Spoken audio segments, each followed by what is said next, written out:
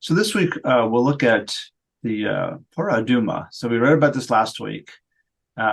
It's actually quite complicated, like the whole process that the Kohanim have to go through in order to produce the water that's then sprinkled on somebody who's tameh. That process is quite involved, to the point when we'll look at it through the psukim. Just a quick sort of overview. We'll move through it pretty quickly, but just to, I guess, as a sort of to show you just how complex this is. In the Rambam, in his Yad HaChazakah, where he talks, he has a section just on the parah adumah, the halachos of the parah adumah, and it's 15 chapters just on the parah adumah. It's involved. So well, let's just go through the psukim. Excuse me. This Vayidaber Hashem Moshe v'Aaron lemor zos chukas haTorah asher tziva Hashem lemor daber b'nei Yisrael v'chu elecha Torah adumah tmima asher im b'mum asher lo Allah Allah ol. So you have to take this parah adumah, this red cow. The tmimus means that it has to be. We see from Rashi that it has to be tmima, meaning in its coloring, that it has to be all red. It cannot have multiple hairs that are black or that are white. Imba mum can't have any kind of mum on it. Ashalo Allah ol. It could have never had a yoke on it as well. So similar halachas, we'll see that similar to a korban, even though this is really not a korban. So we take this parah adumah, we hand it over not to the Kohen Gadol, but to a regular Kohen. And all of the preparation is done michutz lamachane. It's not done, in the Beis Hamikdash or in the Mishkan, but it was done outside. So there,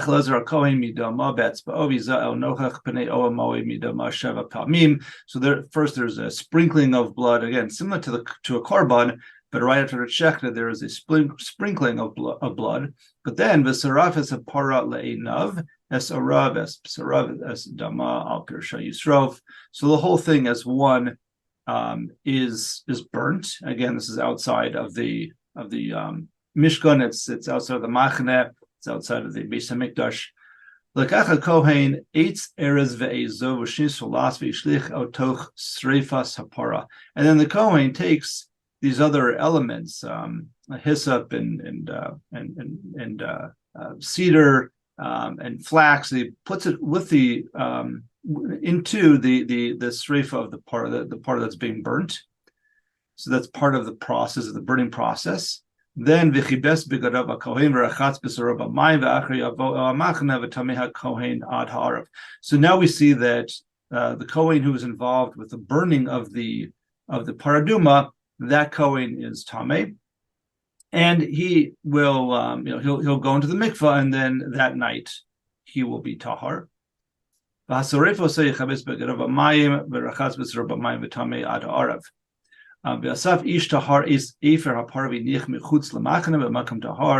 now we are gathering together. The Kohen is gathering together this afer, all of the what's been, I guess the remnants, the ash that's burnt from the animal.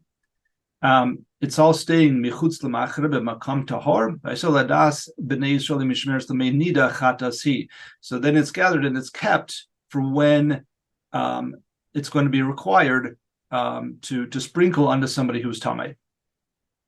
So the person who gathered all that ash together, that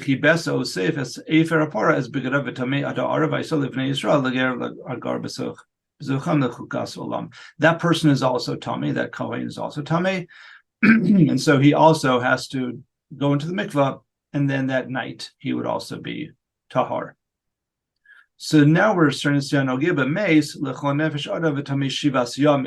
now we're starting to see the application of the parah adumah, that any person who becomes tameh to the sort of the most intense type of tuma, when somebody, when you come in contact with a corpse of the dead person, then you become tummy, and it's a 7-day process, not just going to the mikveh and then that night you're tahor. So the process is hu yischata bo b'yom hashlishi b'yom hashvi'i tar. So you have to be sprinkled on the 3rd day and then on the 7th day, and then you become tahor. But if you don't have the 2 sprinklings, the 3rd and the 7th day, it doesn't work. So this is what happens if you don't get right. If you don't go through this process, and then the Torah goes into a little bit more of the practical applications of tuma. That what happens when a person dies in an ohel, meaning in an enclosure, right, in a house or something like that.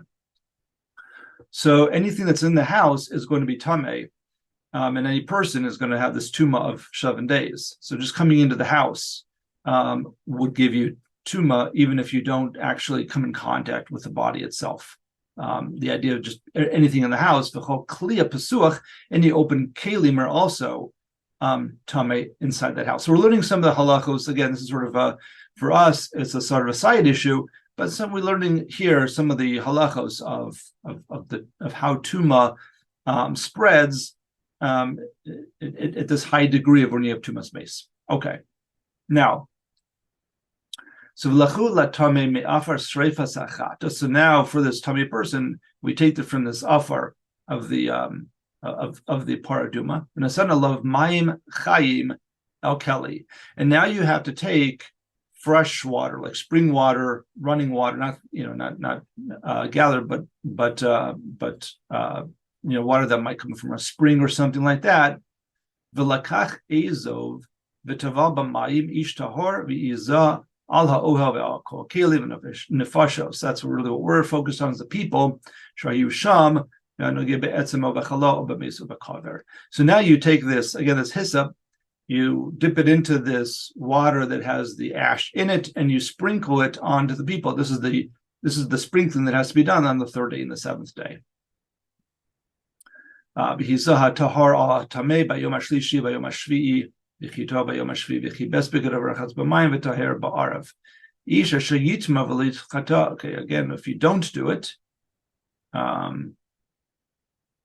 okay, and then v'haisa lahem l'chukas olam umazeh mei hanida yichabes begadav v'nageh b'mei hanida yitma ad ha'arav. So this is a part that gets a little bit, I think there's some confusion here. If you just read it at face value, it sounds like the person, umazeh mei hanida, the person who is sprinkling onto the person who's tameh, who is tumas mace, that person has to yichabes begadav. That person is obviously tameh because they have to clean their clothes, meaning it's even a higher level of tuma because they have to clean their clothes. It's not just dipping in the mikvah.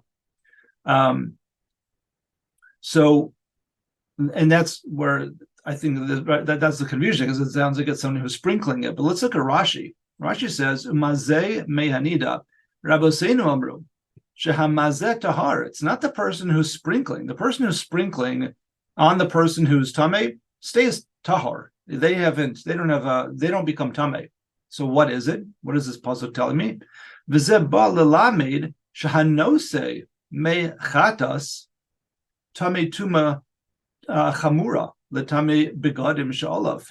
Mashenki menogeh v'zeh she'otzia b'lashon mazeh lomar lecho she'inam mitamim ad she'ibehen shiur hazah.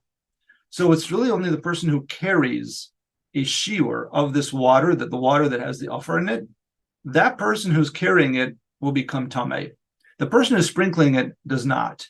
Why does it? So why does it have to tell me that? Why does it use the lashon of mazeh? Because that's the shiur of hazah. You have to have enough of a shiur of hazah in order to become tameh when you're carrying it as well. So I again just want to clarify that point, is the person who's sprinkling doesn't become tameh unless they're actually carrying it. And there's other halachos about this, but let's just leave that aside, just as sort of a clarification. Okay, but that's the overall process for how the parah adumah was processed, and then how it is used in order to make somebody tahor.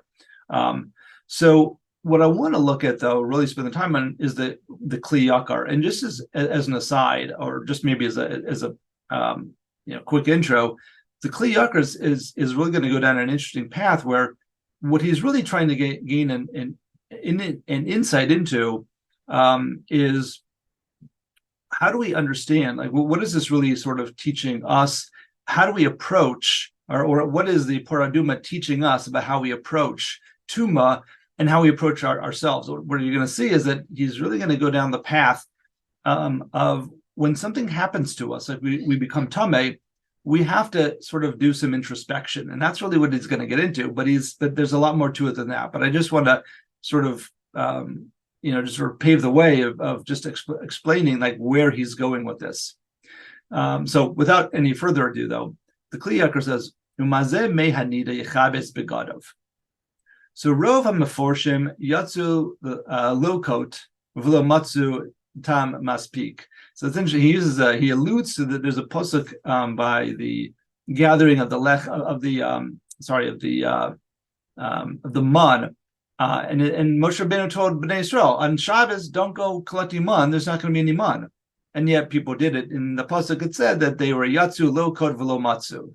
So he's sort of grabbing onto that language, but he says, Rov HaMeforshim Yatsu Lokot V'lo Matzu Tam Maspik Lama HaParah Metaheres HaTmeim Titame HaTahorim.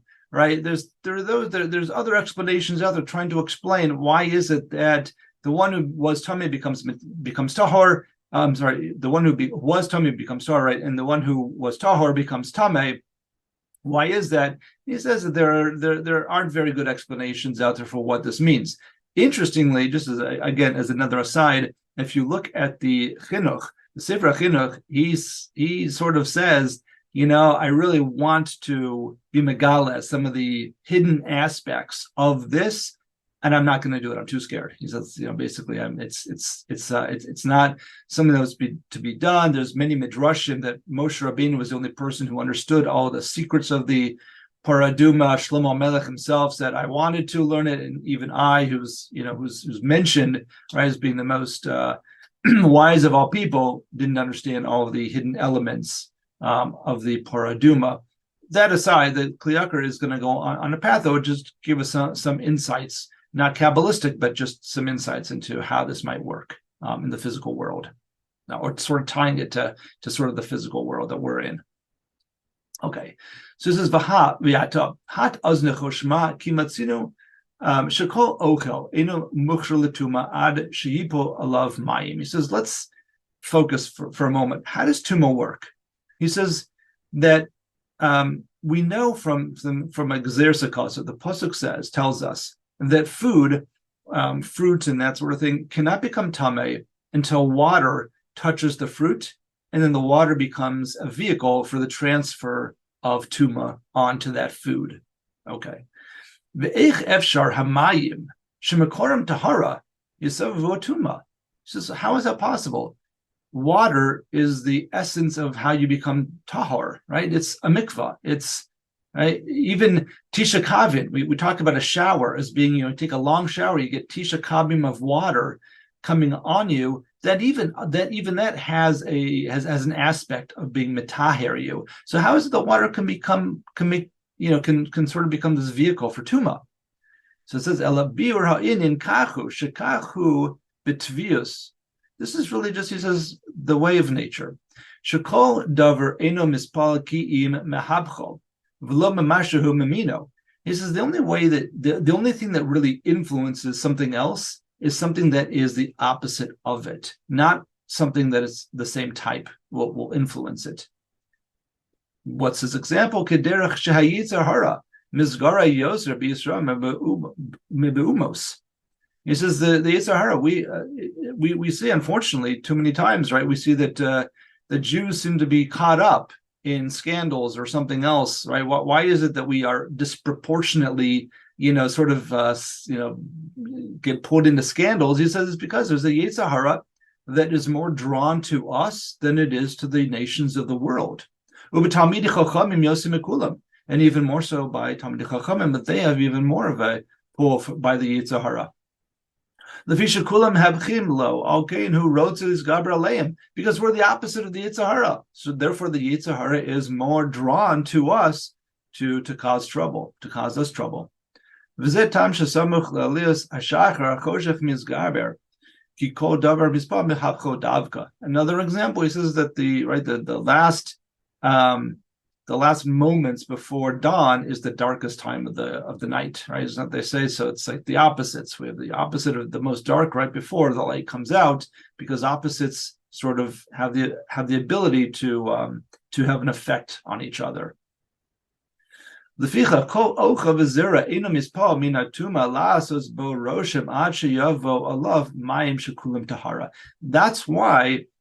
tuma can only come to food only when there's already water, because the water is the opposite of the tuma, and that is going to sort of bring the tuma to have some kind of an effect on the food itself. The tuma wants to overcome, wants to be victorious over the tahara, misgaber alev osa barosham, and to have some effect on the food. And again, that's why it requires these opposites. So kach mei nida sheyesh behem mayim shekulim tahara v'yesh sham efer parah shekulo tuma behem arvim yachad. That's why we have to combine this water, this spring water, with the afer of the parah, which is tameh, and you have to mix it together. That's why the concoction is made this way. Lefichach imei nida zorek al adam tameh, az ein ha'adam yispalo mina efer shaharihu mimino. So if this mixture is poured onto somebody who's tameh, so then it won't have the effect on him from the afer that's the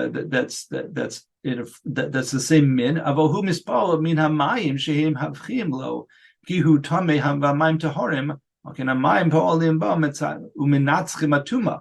So the afer won't have any effect on him because he is already tameh. But the water that's tahor will have an effect on him, and it will help to overcome the tuma.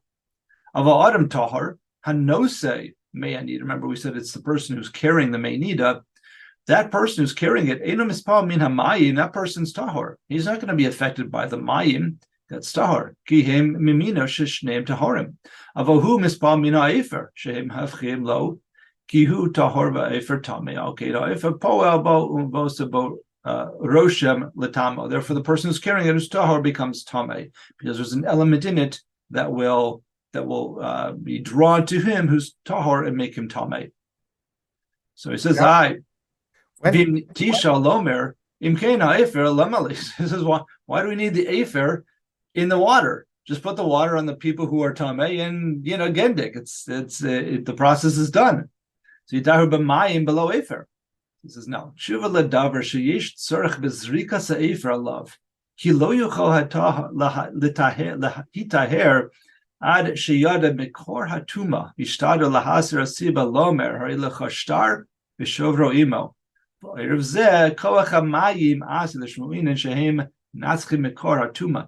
you have to have both the afer and the water together, because there's a process that we have to go through in order to go from tuma to tameh to tahor. Sorry, from being tameh to tahor, and that process is to understand, where did the tuma come from. There's sort of this introspection that has to happen. And that introspection requires us to look into that tuma and say, wait a second, or why is this going on? What's going on in my life that I became tameh at this point? What do I need to do to get myself into more of a tahor state? So again, he's using these opposites in more of a metaphysical way for us to understand that there's more to this than just a physical process of being sprinkled with water. And he says, "V'atzad haremez makamiti lomar." Api divrei bal akeda, shapiresh kol inyani apara al darchet tshuva k'muver mesifro. So I tried looking up this Baal Hakeda in the Akedas Yitzchak. I couldn't find what he was talking about, but apparently he says that that in that sefer he really goes through and describes the whole idea of the paraduma through the lens of doing tshuva. So I didn't see it, but we'll just take it, take that for granted. Or take it at face value, and understand that the paraduma is becomes a remez for something much bigger than just a physical process of going from tuma to tahara. That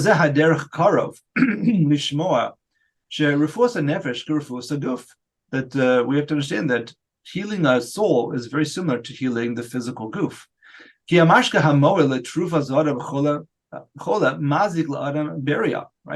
If I take medicine that a sick person needs, if I, as a healthy person, take it, that medicine can do me harm, even though that same medicine does the sick person well, right? So it's sort of the same. He's saying it's a similar idea. Kamosha Amru Rizal Barabe Rav de Yasiv Beta'anisa Kabalecho Shirusa. So the Gemara says that these people who were fasting were taking on fasts. They ended up giving it's poetic language, but they ended up giving their portion to the dogs. The dogs got to eat their lunch while they're fasting, meaning meaning that because they were fasting, they didn't have the energy, they weren't learning Torah, they weren't doing something that they could have been doing, and therefore the idea is that somos can be important for somebody who's tameh to help them become mitaher. But taking on a fast when you're not in that state can lead the tahar to become tameh. So perish misha nitma kvar ba'avera. You're already sort of steeped in averas, or you already have done some averas. Had somos echrechim lo. You need that somos. You need that to become mitara. Rizal hechi dami ba'al tshuva kagon sheba osa ma'isli yadu perish mimenu machve Rav Yehuda ba'osa perik ba'osa isha ba'osa makom. There's an idea, another Gemara that says that when you do an Avera, you have to sort of end up in that same spot. Rav Yehuda says that it has to be the same spot, the same time, the same woman even that you did the Avera with in the first place, in order that you can be poresh from it. Gimakom hachet mishar she'avar bo tzarich shesham tihya gvurasa liskaber al yitzra. That's where you have to try and overcome your yitzra to overcome this problem. Shkartam pet tamavera mevakish limudo. You've already tasted that taste of avera, and now you have to try and move on past it. So for you, that som is important, but for the person who didn't go through that, those somos can be detrimental to you because you end up spending a day and not learning any Torah because you're too weak. It didn't do you any good. And what he's really sort of driving at is that we have to understand that for each person, this is sort of where he's sort of moving away from the first idea of opposites and now moving to the idea that for each person we have to realize that each person has something that's going to be a little bit unique to them, what they require for their ruchnius, for their growth. It's not going to be the same for every person. And it says shenemar v'haya b'makom asher yomar lehem lo ami atem yomar lehem b'nei kelchai. It's a pasuk in Hosea, where Hosea says again, it's the same idea that at first he says that he's talking about Bnei Israel, and he said that Haim lo ami, they're not my people, but then he says Bnei Kelchai, they are my people. What's happened? It's before they've done shuva, one after they've done shuva. V'yishomrim shezeh kavnas Rizal makom shebalei tshuva omdim tzadikim gemurim ein yecholim la'amod sham. It's a different take on this Gemara. That usually we say that this Gemara is talking about a Baal Tshuva, that once you do tshuva, you're holding in a place that tzadikim gemurim aren't holding in, because you've sort of gone through a process that they haven't gone through. But the Kli Yakar is learning it and talking about this in a little bit of a different way. He says, "Ki about tshuva tzarich lama b'makom asher amad sham berishona lisyachid im osa isha asher chata." He has to be in that same place where he did the chait originally, and then he has to try and overcome it. Aval tzadik gamer asur hayichud ki asur lahavi nafshu b'nisayon nimsa she yichud dahainu etzamat tshuva mitame hataharim. So the person who's the Baal Tshuva, who has to go through the process, he needs to be there at that same spot to do his Tshuva process. The tzaddik can't afford to do that because the tzaddik could become tameh from being in that same spot. That's why they can't be, that's why the place that the Baal Tshuva stands in, the tzaddikim cannot stand in, meaning that for the tzaddik, it's going to be detrimental. For the Baal Tshuva, it's a requirement. V'chein tzarich kol Baal Tshuva lehatos likotze achra medavar shechata bo kadei sheyetzel lederech hamemutza. He's going to talk about something that the Rambam talks about in his, and we'll finish up with this piece. We're just in the last bit of it, but just to talk, just to explain it outside. The Rambam says that when you have, something that you're working on, let's say you are you're an angry person, you're really trying to work through not being so angry. The Rambam says that you really have to go mekatze lekatze. You have to go from one extreme to the other extreme, and in so doing so, you wind up in the middle.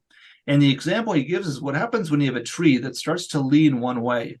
He says if you take that tree and you just tie a rope and make it vertical, as soon as you let go of those ropes again, it's just going to go back down. But if you tie ropes to it and you pull it all the way to the other side and leave it there for a while and then let go, then it'll come back and be vertical. And that's the idea, is that when you're at one extreme, you really need the other extreme to pull you back into the middle ground where you want to be. So let's just look at that inside. It says, ha'umnim arotzim liyasher eitz. This is what we just saw. Me'ukam shetzarich la'akmo letzad sheni, aval letzadi gamor lo yitachen derech zeh. That's not going to be the right path, the right process for the tzadi gamor. Other shetzarich le'lech b'derech memutza. He has to just go down the middle path. Tell me it all the time. K'moshe ne'amar al tehit tzadik harbe al tirsha harbe. The pasuk in Koheles, don't go to one extreme, don't go to the other. The tzaddik gamor just stays right in the middle. V'chein yish omrim shedavar zeh nirmaz b'ashlachas eitz erez ve'ezov toch sreifas apart. So coming back full circle to our parah adumah, he says that's why. Did you notice that when we were burning the parah adumah to get the afer, we're putting in this cedar wood, we're putting in this hyssop wood into the middle of it. Why? Dahainu hashlachas haktzavos shelo lahagbiya atzmo ke'erez v'lahashbio atzmo yoser medai ke'ezov. The cedar tree is a huge. The cedars of Lebanon were huge, tall trees. The hyssop is a small bush. You're putting both extremes into this parah adumah. Okay, and the idea is that you can't become too much of a bal gaiva like the cedar tree, like to become too great, but you also can't become too lowly like the hyssop. Okay, na para mitame umitahara kedei shenilmad mimenu shebe'inyoni atshuva ish kama devarim hatmem umitaharim ke'echad vashinui b'mitzad mekablim ka'amor v'zeh derech nachon.